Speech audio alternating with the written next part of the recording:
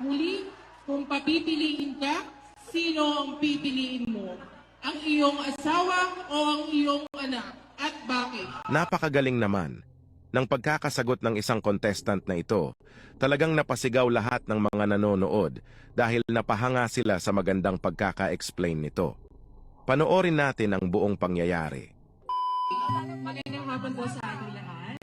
So para po sa akin, or technically, alam ko po na ang lahat ng nandirito, or karamihan ng nandirito, ang pipiliin nila ay ang kanilang mga anak.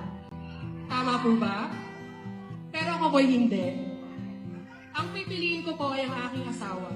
Bakit po? Bago po ako naging ina, ako po muna ay naging asawa. At nagkaroon po ako ng mga anak dahil sa asawa ko. At darating ang panahon na ang aking pong mga anak ay hihingin nila ang kanilang kalayaan at bubuo sila ng sarili nilang pamilya. Walang maiiwan kundi ako at ang aking asawa. At sa punto kong iyon, mapapatunayan ko sa aking asawa na totoo lahat ang ipinangako ko sa altar nung inasal kami.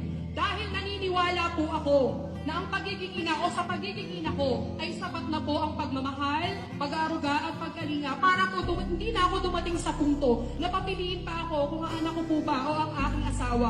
Dahil naniniwala rin po ako na ang pinagsama ng Diyos kailanman ay hindi kayang paghiwalayin ng tao ng anumang sitwasyon, ng panahon at ng anumang pagkakataon.